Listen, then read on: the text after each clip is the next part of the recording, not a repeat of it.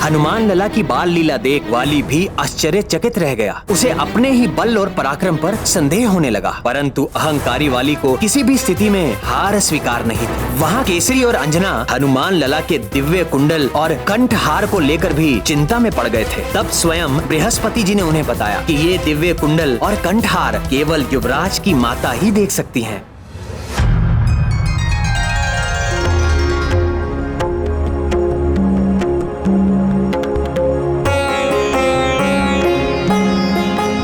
लीजिए पितामह, आपके लिए। सौभाग्यवती भव।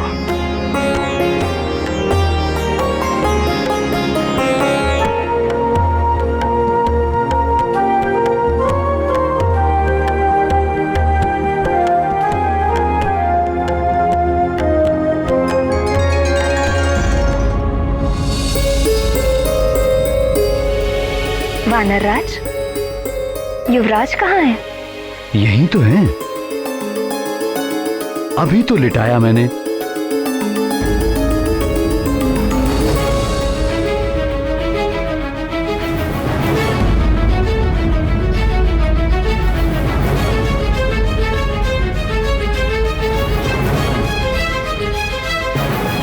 अभी तो यही थे, क्षण भर का समय भी नहीं हुआ, कहां चले गए? किसी ने मेरे लाल को देखा क्या? कहां जा सकता है? किसी ने तो लिया होगा, अदृश्य तो नहीं हो सकता। देखिए कहीं पलंग से नीचे तो नहीं गिर गया।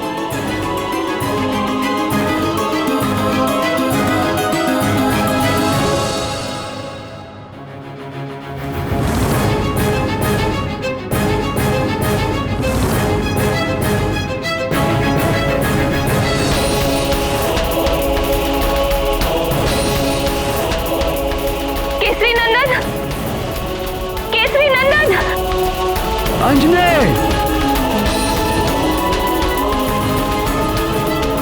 अंजने!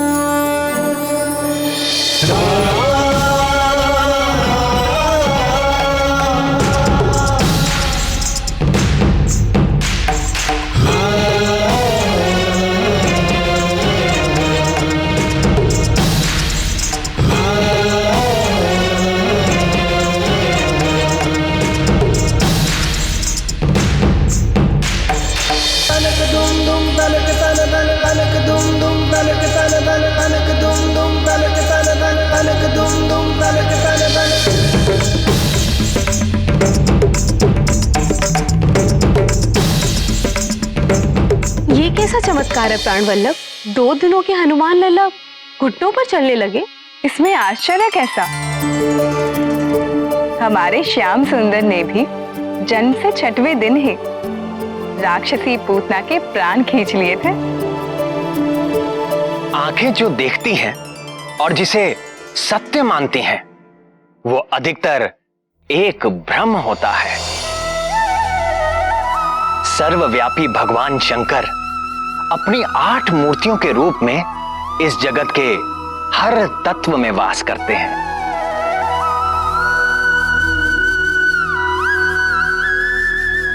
आकाश, अग्नि, जल, वायु और पृथ्वी रूपी 5 महाभूतों में वास करते हुए उनका नियंत्रण करते हैं। और इसके अतिरिक्त महादेव रूप से चंद्रमा में, ईशान रूप से सूर्य में और पशुपति रूप से समस्त पशुओं अर्थात जीव जंतुओं के भीतर रहते हैं। सूक्ष्म से सूक्ष्म कीटाणु से लेकर सारे पशु, पक्षी, मनुष्य, देवता, इन सब की आत्मा में पशुपति उपस्थित है। ईशावास्यमिदं सर्व यत्किंच जगत्याम जगत। इस जगत में जो कुछ भी है सब में महेश्वर का वास है। इन 8 रूपों में से जो सर्वव्यापी वायु है, इस ब्रह्मांड में सभी जीवों की सारी शक्ति का कारण प्राण रूपी वायु ही है। और जब ये शक्ति एक रूप ले लेती है तो वो और कोई नहीं, स्वयं हनुमान ही है। यदि वो प्राण वायु रूपी हनुमान अपने शैशव में ही वज्रकाय हो, महाबली हो, संकट मोचन हो, तो आश्चर्य कैसा। उन्हें देखने वाले निरंतर अद्भुत रस में डूबे रहे तो आश्चर्य कैसा। वो हैं ही अद्भुत। अद्भुत शिशु, हमारा शत्रु एक शिशु।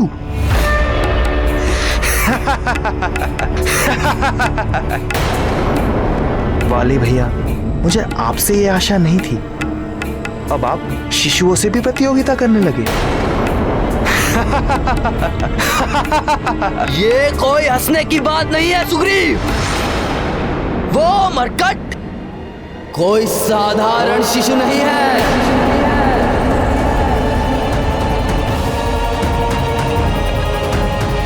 वो शिशु है, किंतु वो मायावी शक्ति संपन्न है। मायावी है तो भी न जाने कितने यक्ष राक्षस आदि घूमते रहते हैं, सब तो हमारे शत्रु नहीं हो जाते। और फिर एक शिशु।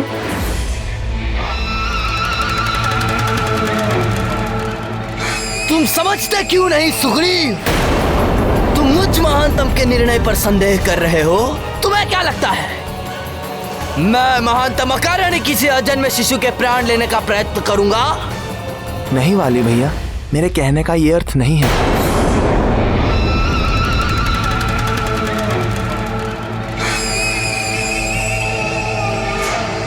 तो क्या अर्थ है? क्या किसी विष भरे सपोले को इसीलिए पालते रहना चाहिए कि वो अभी शिशु है, नवजात है? अरे मूर्ख, बुद्धिमान तो वही है जो विष वृक्ष को बढ़ने से पूर्व ही उसे जड़ से उखाड़ के फेंक दे। वह मरकट हमारे किष्किंधा राज्य और परिवार को ग्रसने वाला राहु है। यदि हमने उसका नाश नहीं किया तो वो हमारा विनाश कर देगा।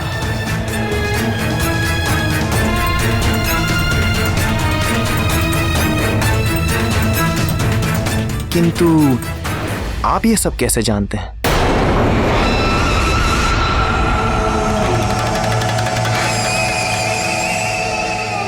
स्वयं देवर्षि नारद जी ने मुझ महानतम को यह सूचना दी।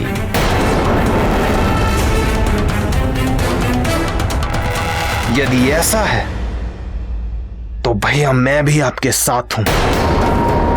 किष्किंधा की रक्षा के लिए मैं अपने हाथों से उसकी जीवन लीला का अंत करूंगा।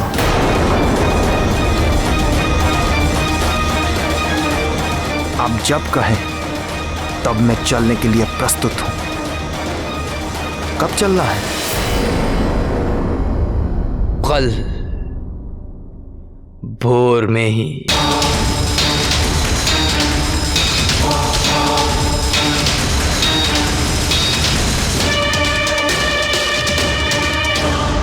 गजाननं भूतगणादिसेवितं गजाननं भूतगणादिसेवितं कपित्थजम्बुफलचारुभक्षणम् उमासुतं शोकविनाशकारकं नमामि विघ्नेश्वर पादपङ्कजम्।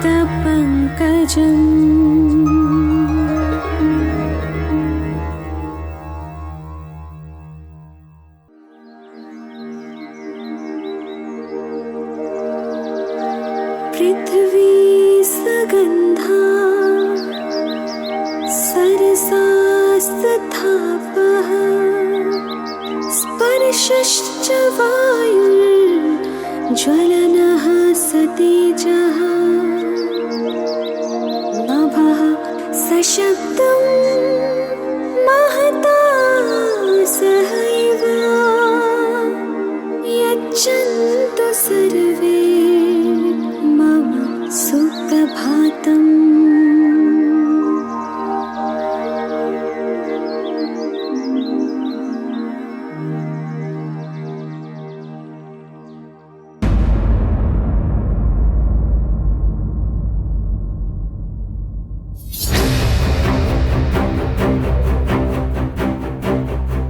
सोच कह रहे हो भैया, किधर चलते हैं? अरे बुद्धिहीन, यदि किसी सैनिक ने हमें देख लिया तो पकड़े गए तो बंधक बना के रख लिए जाएंगे, और पहचाने गए तो? भैया मैं सोच रहा था सोचने का काम तुम मत करो सुग्रीव, वो तुम मुझ महानतम के लिए छोड़ दो। तुम केवल मेरी आज्ञा का पालन करो, समझे? जी भैया। भैया मेरे मन में एक विचार।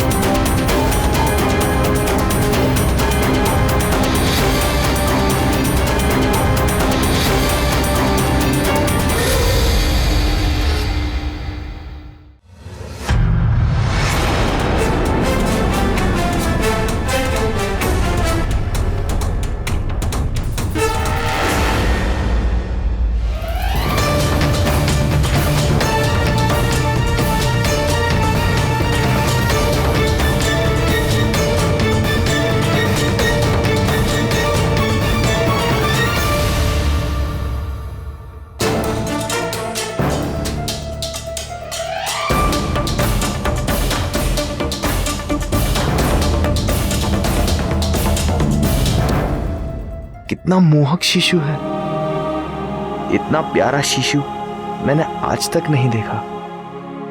प्यारा शिशु? अरे मूर्ख, ये वही मरकट है, हमारा शत्रु, किष्किंधा का शत्रु। किंतु भैया वो मरकट नवजात है, कुछ दिन पूर्व ही जन्मा है, किंतु ये तो 5-6 मास का दिख रहा है।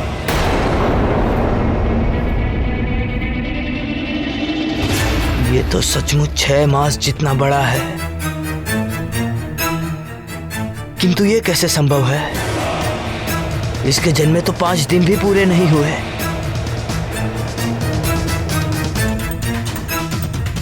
कोई और होगा हमारा शत्रु, ये तो कहीं से भी दुष्ट नहीं लगता। ये तो कितना शांत है, इसे तो देखने से ही मन में आनंद सा उठता है। ये वही शिशु है। मुझ महानतम से ये भूल नहीं हो सकती। किंतु भैया, किंतु विंतु कुछ नहीं। तू जानता नहीं, ये दुष्ट बड़ा ही भयानक मायावी है। मायावी? मुझे तो नहीं लगता। जब तक प्राणी का कर्म शुद्ध नहीं रहता तब तक उसकी बुद्धि अशुद्ध रहती है। वो सत्य को सामने देखकर भी देख नहीं पाता। उसके कल्याण का मार्ग बार बार उसके सामने आता है, फिर भी वो उसका चुनाव नहीं कर पाता। समझाने वाले को वो अपना शत्रु समझता है और अंत में अपने सर्वनाश को प्राप्त हो जाता है। विनाश काले विपरीत बुद्धि। वाली परम संत हनुमान को बार बार देखकर भी उससे शत्रुता करता रहा और अपने अंत काल तक ऐसे ही भटकता रहा। कर लिया लल्ला ने स्नान, अब कर लीजिए थोड़ा ध्यान। हार कंठ में कुंडल कान, कितने सुंदर है मुस्कान।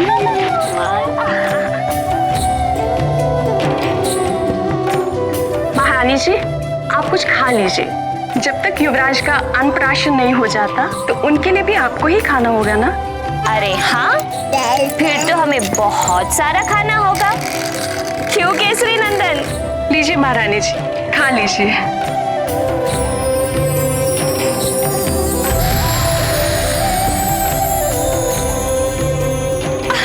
नहीं नहीं नहीं, अभी नहीं।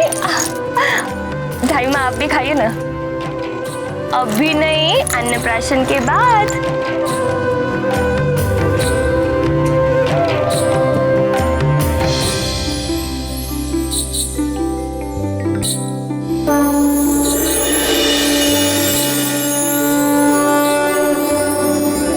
भैया, ये तो घुटनों के बल चल रहा है और आप कह रहे हैं कि 6 दिन का भी नहीं है। मायावी है मरकट, बोला था ना मैंने। युवराज जी, थोड़े और बड़े हो जाइए, फिर मैं स्वयं आपको सेब के उपवन में ले चलूंगी। चलेंगे हम उपवन, खाएंगे फल हम भर मन। महारानी जी, मैं आपके लिए स्नान का प्रबंध करती हूँ। केसरी नंदन, अब मैं स्नान करके आती हूँ।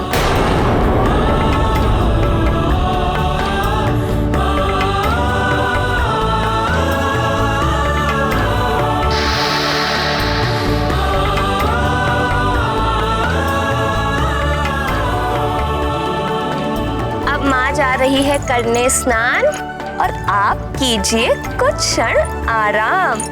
चलो चलो, लेट जाओ।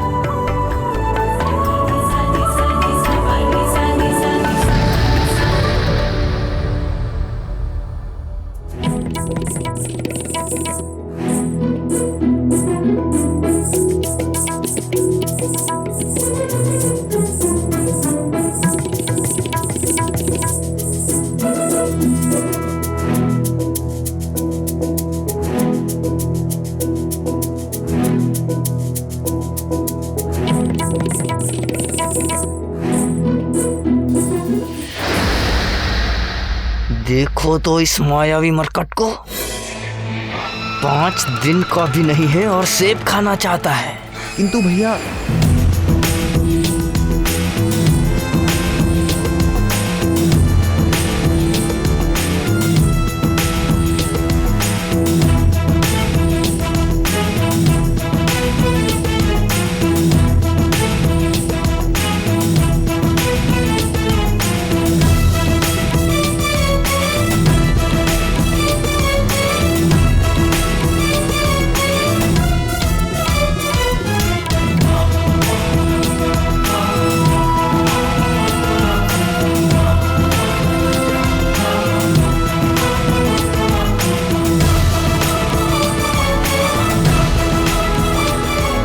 महादेव, भैया ये तो खड़ा भी हो गया।